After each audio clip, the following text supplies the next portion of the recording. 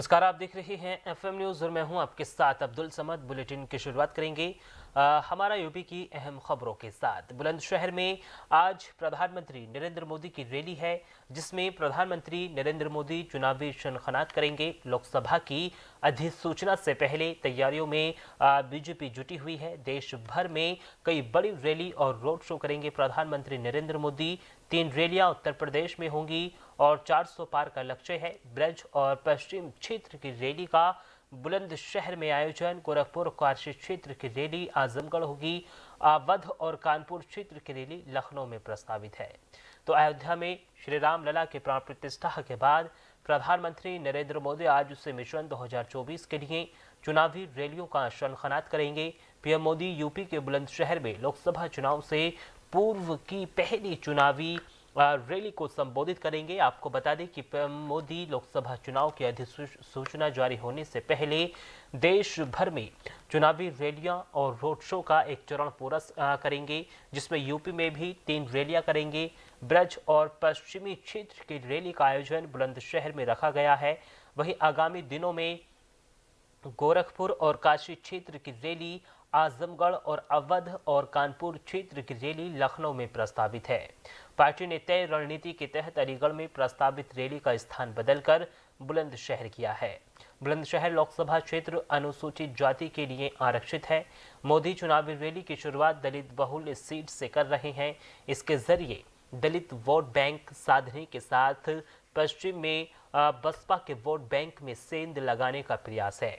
Rally में करीब 20 लोकसभा क्षेत्रों के 2 लाख से अधिक लोगों को जुटाने का प्रयास किया है।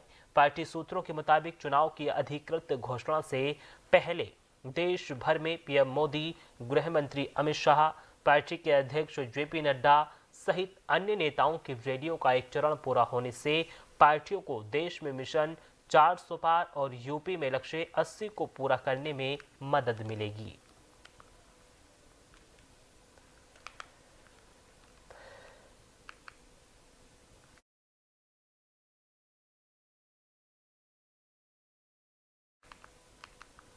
चलिए खबरों में आगे बढ़ेंगे। मुरादाबाद से खबर है, जहां 530 किलोमीटर लंबी मानव श्रृंखला बनाई गई है। मतदान जागरूकता को लेकर जोरदार नारे लगाए गए हैं। 75% मतदान कराने का लक्ष्य भी रखा गया है। तो आगामी लोकसभा चुनाव 2024 में मतदान प्रतिशत बढ़ सके, इसको लेकर जनपद मुरादाबाद में 530 किलोमीटर लंबी मानव श्रृंखला बनाई गई। मानव श्रृंखला को सफल बनाने में प्राइमरी स्कूल से लेकर उच्च शिक्षा तक के बच्चों और आंगनबाड़ी कार्यकर्ताओं ने अपना सहयोग प्रदान किया। इस दौरान छात्र छात्राओं ने अपने हाथों में जागरूकता संदेश लिखी तख्तियां और पोस्टर पंपलेट लेकर मतदान जागरूकता को लेकर जोरदार नारे लगाए। वहीं जिलाधिकारी मानवेंद्र सिंह ने बताया है कि पिछले लोकसभा चुनाव में मतदान प्रतिशत 65% रहा था। इस बार हमने 75% मतदान कराने का लक्ष्य रखा है। सभी को जानकारी है कि जो आज मतदाता दिवस की जो जागरूकता को बढ़ाने के लिए, मतदाताओं को जागरूक करने के लिए मानव श्रृंखला सभी प्रदेश के सभी जनपदों में आज बनाई गई थी। और यहाँ पे भी जनपद में जो बहुत बड़ी संख्या में जो विद्यार्थी हैं उन्होंने इसमें पार्टिसिपेट किया है। और इसके लिए हम लोगों ने पहले से ही सारी व्यवस्था कर रखी थी। आज पीलीकोटी से लेके और सदर तहसील तक यहाँ पे मानव श्रृंखला बनाई गई है जो मुख्यालय में। और इसके लिए जो हमारी जो थाने की जो टीम है और बाकी पुलिस लाइन का जो स्टाफ है, सभी अधिकारियों के यहाँ पे डिप्लॉयमेंट किया गया था और एक बहुत ही अच्छे तरीके से इस कार्यक्रम को संपन्न किया। हमारे जनपद में जो 2014 का लोकसभा का निर्वाचन होने वाला है, इसमें कम से कम 75% मतदान होना चाहिए। 2019 में लोकसभा में यहाँ पर 65% मतदान हुआ था और हम लोग 10% बढ़ाकर मतदान कराने का प्रयास करेंगे। आज उसी मतदाता जागरूकता के क्रम में आज हम लोगों ने पूरे जनपद में सभी नगर निगम क्षेत्र में, सभी कस्बों में, सभी ग्रामों में एक रैली का आयोजन किया, मानव श्रृंखला का आयोजन किया है जो कि 530 किलोमीटर लंबी है। सभी को जानकारी। चलिए खबरों में आगे बढ़ेंगे। सहारनपुर से खबर है, जहां यूपी स्थापना दिवस पर प्रदर्शनी का आयोजन किया गया। प्रदर्शनी में यूपी की भव्य विकास यात्रा दिखाई दी। निवेश और रोजगार को समर्पित विकास प्रदर्शनी को देखने के लिए लोगों की भीड़ उमड़ पड़ी। लोगों को संचालित योजनाओं की इस दौरान जानकारी भी दी गई है। तो सहारनपुर से ये खबर है, जहां उत्तर प्रदेश स्थापना दिवस समारोह मनाए जाने के क्रम में राजकीय ITI परिसर में यूपी की विकास यात्रा संबंधी एक भव्य प्रदर्शनी और निवेश और रोजगार को समर्पित विकास प्रदर्शनी, उद्यमी सम्मान, किराना प्रतिभा सम्मान, विभिन्न विकास कार्यक्रमों के लाभार्थियों परक योजनाओं के प्रमाण पत्रों का वितरण और लाभार्थी परक योजनाओं के स्टॉल लगाकर केंद्र और प्रदेश सरकार द्वारा संचालित योजनाओं की जानकारी आमजन को उपलब्ध कराई गई। इसी के साथ विभिन्न विधाओं के सांस्कृतिक कार्यक्रम आयोजित किए गए। प्रदर्शनी का उद्घाटन विधायक शहर राजीव गुंभर, विधायक रामपुर मणिहारन देवेंद्र निम, विधायक गंगोह कीरत सिंह, महापौर डॉक्टर अजय सिंह, विधान परिषद सदस्य शाहनवाज, जिलाधिकारी डॉक्टर दिनेश चंद्र, मुख्य विकास अधिकारी सुमित राजेश महाजन द्वारा संयुक्त रूप से गणेश जी की प्रतिमा पर दीप प्रज्वलित कर किया गया। इस अवसर पर उन्होंने महात्मा गांधी जी के चित्र पर माल्यार्पण करने के साथ ही दीप प्रज्वलित भी किया। सूचना विभाग द्वारा उत्तर प्रदेश स्थापना से लेकर अब तक की विकास यात्रा से संबंधित संकलित अभिलेखों की प्रदर्शनी लगाई गई। इसमें अंग्रेजी शासनकाल से उत्तर प्रदेश के विभिन्न नाम, उत्तर प्रदेश का प्रादेशिक विस्तार, मैप के द्वारा उत्तर प्रदेश की संरचना का क्रमिक विकास, 24 जनवरी 1950 को यूनाइटेड प्रोविंसेस से बदलकर उत्तर प्रदेश रखा गया।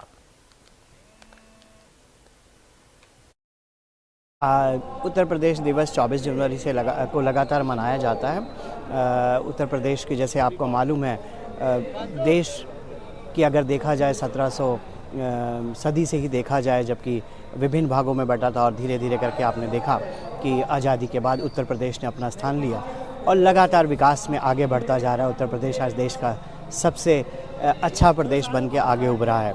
आज हम लोग उत्तर प्रदेश दिवस मना रहे हैं, जिसकी श्रृंखला में अनेकों अनेक कार्यक्रम हो रहे हैं। ये आज का उत्तर प्रदेश दिवस विशेष भी, अभी आपने देखा कि भगवान राम स्थापित हुए अपने मंदिर में, परसों प्राण प्रतिष्ठित हुए, तो इसमें आपने देखा अभी रंगारंग कार्यक्रम मनाए जाएंगे, विभिन्न आयोजन किए जाएंगे, अपने उद्योगों को बढ़ावा देने के क्रम में आयोजन किए जाएंगे, अपने उद्यमियों को बढ़ावा देने के क्रम में आयोजन किया जाएंगे, अपने शिल्पकार, हुनरकार। 3 दिन तक ये कार्यक्रम चलने वाला है, जिसके क्रम में आज हम लोग इस कार्यक्रम में उपस्थित। बहुत ही सुंदर ढंग से मना रहे हैं और भारत की सांस्कृतिक विरासत को दर्शाते हुए किस प्रकार से उत्तर प्रदेश ने अपने जन्म के दिवस से आज तक की अवधि में किस प्रकार विकास किया है, उसकी एक झांकी यहाँ पर प्रस्तुत की गई है। आपने देखा होगा कि समस्त विद्यालयों के बच्चों ने जिस प्रकार से भारत की सांस्कृतिक गौरव को प्रदर्शित करने के साथ साथ विकास यात्रा को यहाँ पर एक प्रदर्शनी के माध्यम से प्रदर्शित किया है, यह अत्यंत गौरव का विषय है। मैं उत्तर प्रदेश के सभी निवासियों को, उत्तर प्रदेश सरकार की ओर से और विशेष रूप से जनपद सहारनपुर के समस्त नागरिकों को आज के दिन की हार्दिक शुभकामनाएं देता हूँ।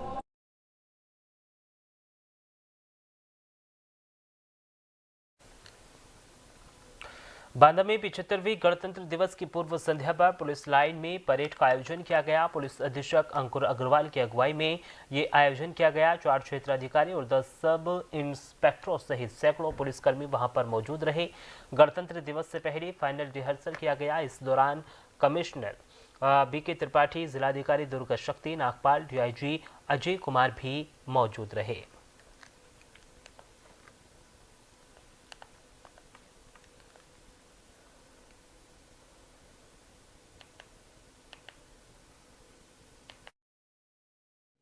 सभी जनपदवासी बांदा से अनुरोध किया जाता है कि 26 जनवरी के कोई भी प्रोग्राम, चाहे तिरंगा यात्रा हो, शोभा यात्रा हो, किसी भी संबंध में अपनी परमिशन इसमें जरूर लें।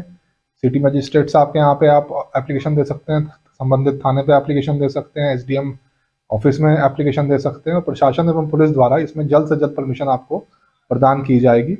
बिना परमिशन के कोई भी आयोजन जिसके कारण ट्रैफिक या कोई भी रोड के ब्लॉकेज होती है उसके अंदर ना करें। अपने समय अनुसार इसमें परमिशन अप्लाई कर दें और उसको जल्द से जल्द प्रशासन द्वारा और पुलिस द्वारा इसमें दिया जाएगा। सभी जन चलिए खबरों में आगे बढ़ेंगे। सिद्धार्थनगर जिले में उत्तर प्रदेश स्थापना दिवस और राष्ट्रीय बालिका दिवस धूमधाम से मनाया गया। इस अवसर पर जिले में विभिन्न कार्यक्रमों के आयोजन के साथ जनपद मुख्यालय के लोहिया कला भवन में विशेष आयोजन किया गया। इस मौके पर कई विभागों द्वारा प्रदेश में चल रही जन कल्याणकारी योजनाओं के साथ ही बेटी बचाओ से संबंधित प्रदर्शनी भी लगाई गई, जिसका उद्घाटन डुमरियागंज सांसद जगदम्बिका पाल ने किया। इस मौके पर नगरपालिका सिद्धार्थनगर अध्यक्ष गोविंद माधव, जिलाधिकारी पवन अग्रवाल सहित जिले के अन्य अधिकारी भी मौजूद रहे। लोहिया कला भवन में आयोजित कार्यक्रमों में बेटियों के सशक्तिकरण को लेकर बालिकाओं द्वारा विभिन्न कार्यक्रमों का मंचन किया गया, जिसकी सराहना वहां बैठे लोगों ने तालियां बजाकर की। इस मौके पर सांसद जगदम्बिका पाल ने कहा है कि आज उत्तर प्रदेश स्थापना दिवस के साथ ही साथ राष्ट्रीय बालिका दिवस भी है। ऐसे में मुख्यमंत्री योगी आदित्यनाथ और प्रधानमंत्री नरेंद्र मोदी के नेतृत्व में जहां देश और प्रदेश तरक्की के आसमान को छू रहा है, वहीं बेटियां भी निरंतर सशक्त हो रही हैं। आज हर क्षेत्र में बेटियां अपनी प्रतिभाओं का डंका बजा रही है। उन्होंने कहा है कि हर क्षेत्र में देश तरक्की कर रहा है और उत्तर प्रदेश के लिए निर्धारित 1 ट्रिलियन और देश के लिए निर्धारित 5 ट्रिलियन के लक्ष्य को हम जल्द ही प्राप्त कर लेंगे। प्रदेश अपना संपूर्ण उत्तर प्रदेश में स्थापना दिवस मना रही और ये संयोग है कि उत्तर प्रदेश स्थापना दिवस के साथ राष्ट्रीय बालिका दिवस भी है। तो ये कहीं ना कहीं मोदी जी के और योगी जी के आने के बाद जिस तरह से देश की बेटियों में एक उड़ान आया है, बेटियों के हौसलों में एक ऊर्जा आई है कि आज बेटियां हर क्षेत्र में, चाहे वो PCS जे का एग्ज़ाम हो, IAS हो, IPS हो, PCS हो, फाइटर पायलट हो, इन्फेंट्री में हो, सब तरफ बढ़ रही हैं। यहाँ तक कि वो खुद मतलब एक अपना स्टार्टअप कर रही हैं, अपनी कंपनीज बना रही हैं, जॉब सीकर की जगह पे जॉब प्रोवाइडर बन रही हैं। तो ये निश्चित तौर से स्थापना दिवस केवल हम एक उत्सव के रूप में नहीं मना रहे हैं, बल्कि प्रदेश के सभी लोगों को आगे बढ़ने के लिए $1 ट्रिलियन जो लक्ष्य योगी आदित्यनाथ जी ने रखा है, उसको पूरा करने के लिए देश के $5 ट्रिलियन में अपनी उस योगदान के लिए और बेटियों को आगे में बढ़ने का, भविष्य का एक ऊंचाइयों पर जाने की शुभकामनाओं का।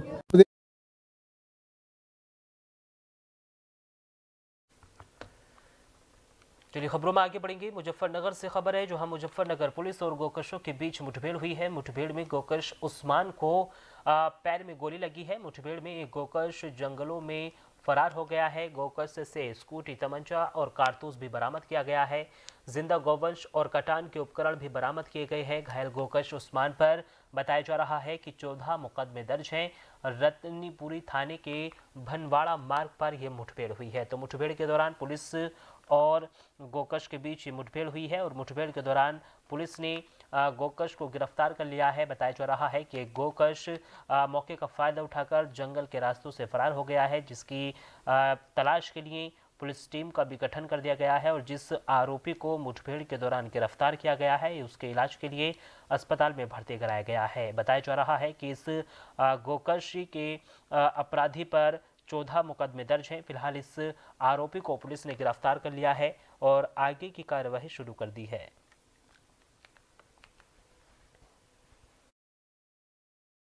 मानवीय भाटी को चेकिंग के दौरान जरिए मुख्य सूचना मिली कि भरवाड़ा ग्राम के पास में काली नदी के किनारे गन्ने के खेत में 2 बदमाश गाय को लिए जा रहे हैं।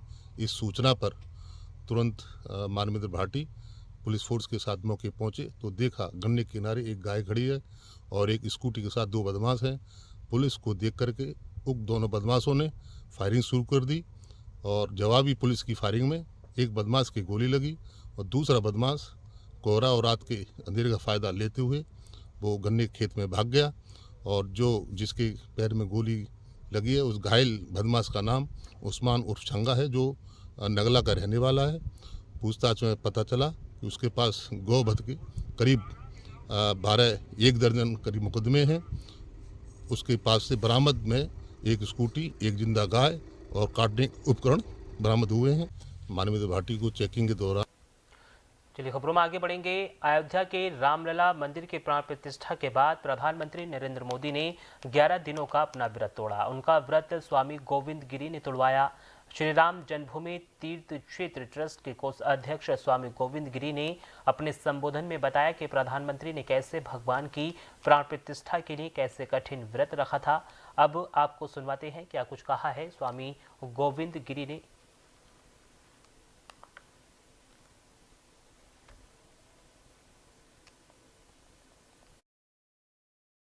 चित्त में प्रसन्नता है कि एक अत्यंत महनीय कार्य जिसको पीढ़ियों ने केवल सोचा और जिसकी केवल प्रतीक्षा की, वह हमारी पीढ़ी को पूर्ण करने का अवसर प्राप्त हुआ। इसलिए मन तृप्त भी है, प्रसन्न भी है और थोड़ा सा मन में खिन्नता का भाव आता है कि इतना सुंदर कार्य हम पहले क्यों नहीं कर पाए। लेकिन चलो, जो हुआ वह अच्छा हुआ और अब हम लोग भगवान श्री राम की स्थापना करने के पश्चात रामत्व का प्रचार देश में कर सकें, इस प्रकार का वातावरण बनाने की आवश्यकता है। महाराज जी, आगे की क्या योजना है? कुछ आगे की हम लोगों के लिए तो अभी तक निर्माण की ही योजना पूरी करने की जिम्मेदारी है, क्योंकि रामलला का जो मंदिर निर्माण हुआ है उसमें ऊपर का दूसरा तल भी बनना है, वहाँ पर पूरे राम परिवार की स्थापना भी होनी है। परकोटे का काम केवल 100 मीटर का हुआ है, अभी भी 300 से अधिक मीटर का काम बाकी है और वह हमारे लिए एक चुनौती जैसा कार्य है। इस परकोटे के भीतर 6 मंदिर हम लोगों को बनाने हैं, गणपति का, शिवजी का, देवी माँ का और सूर्य भगवान का, एक हनुमान जी का और एक अन्नपूर्णा माता का। परकोटे के बाहर हम लोगों को महर्षि वाल्मीकि, महर्षि वशिष्ठ, महर्षि विश्वामित्र, महर्षि अगस्त्य, निषादराज गुह, शबरी मैया और जटायु, इन सब के मंदिर बनाने हैं। तो इन मंदिरों के बनते बनते उस स्थान का लैंडस्केपिंग भी करना है, फिर वहाँ पर यज्ञशाला भी बनानी है, अनुष्ठान मंडप भी बनना है। ये सारे कार्य हमारे बनने में अभी कुछ समय लगेगा, इसलिए हम लोग तो इसी पर एकाग्र अब पुनः रहने वाले हैं। उत्सव का कार्य था वह संपन्न हो गया, रामलला विराजमान हो गए।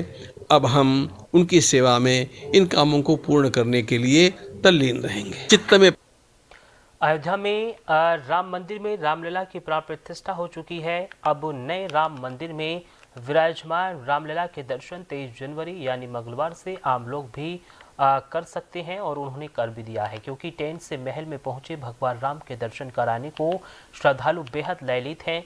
हालांकि रामलला के दर्शन के लिए मंदिर की ओर से टाइम टेबल रखा गया है। ऐसे में अगर आप भी रामलला के दर्शन को अयोध्या जा रहे हैं तो इससे पहले ज़रूरी है कि मंदिर के कपाट खुलने बंद होने और मंगला आरती होने की सही जानकारी का होना, क्योंकि मंदिर की समय सारणी पता न होने से आपको परेशान होना पड़ सकता है।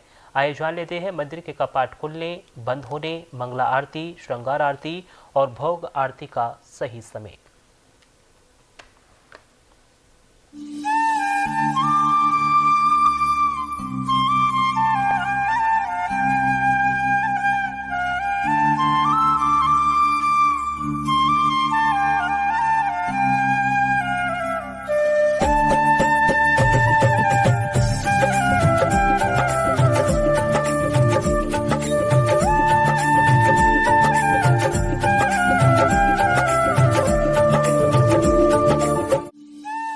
आपको बता दें कि प्राण प्रतिष्ठा के बाद रामलला के दर्शन के लिए भक्तों की कतार टूटने का नाम नहीं ले रही है।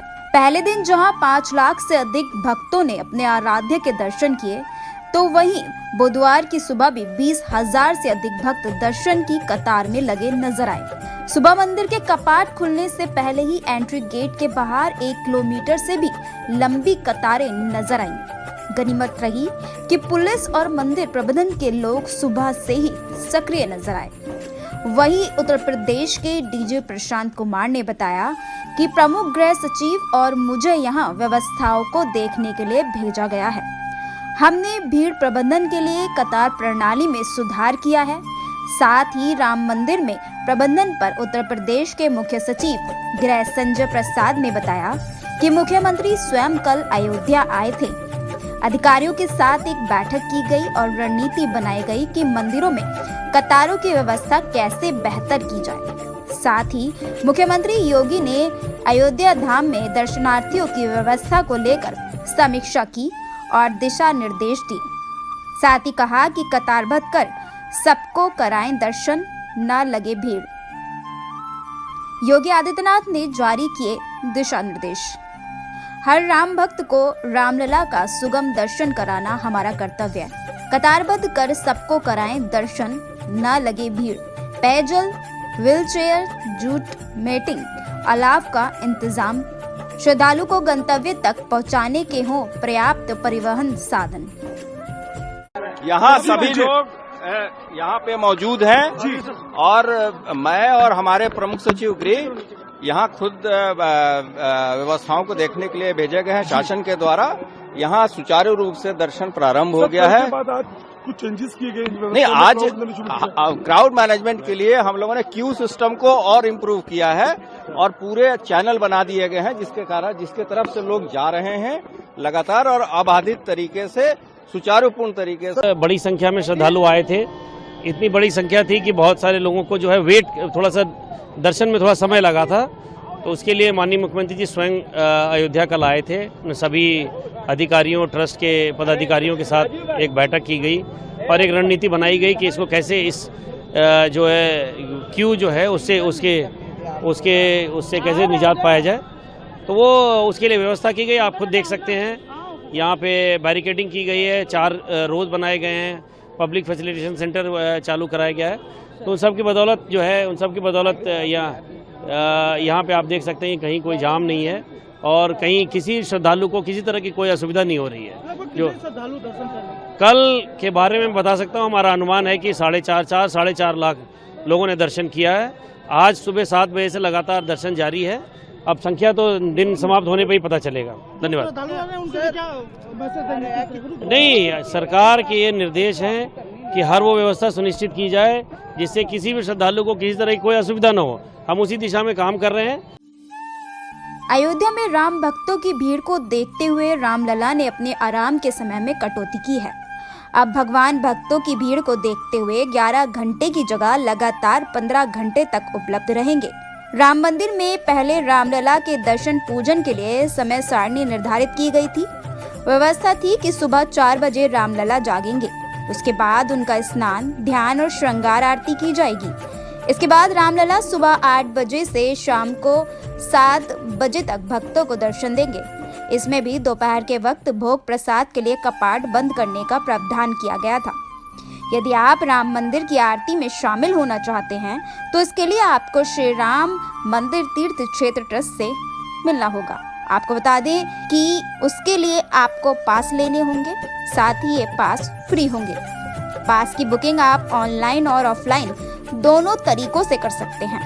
इस बात का ध्यान रखें कि सुबह की आरती के लिए एक रात पहले ही आपको बुकिंग करनी होगी, तभी आप सुबह की श्रृंगार आरती में शामिल हो पाएंगे। जबकि संध्या आरती के लिए आपको आधे घंटे पहले बुकिंग करानी होगी। जाने कैसे आरती के लिए बुकिंग करें। इसके लिए भक्तों को आधिकारिक वेबसाइट पर जाना होगा। अपने मोबाइल नंबर का उपयोग करके लॉगिन करें। रजिस्टर करने के लिए आपको एक OTP प्राप्त होगा। माई प्रोफाइल पर जाएं और आरती या दर्शन के लिए उपलब्ध स्लॉट बुक करें। अपनी डिटेल्स भरें और अपना पास बुक करें। परिसर में प्रवेश करने से पहले आपको मंदिर काउंटर से अपना पास लेना होगा। ऑनलाइन बुकिंग को फिलहाल होल्ड पर रखा गया है। लेटेस्ट अपडेट के लिए आधिकारिक वेबसाइट को देखें। आपको बता दें कि स्लॉट की उपलब्धता के आधार पर ऑफलाइन उसी दिन बुकिंग की जाएगी। भक्तों को आरती से 30 मिनट पहले मंदिर परिसर में उपस्थित होना होगा और इस तरह आप रामलला के दर्शन कर सकते हैं।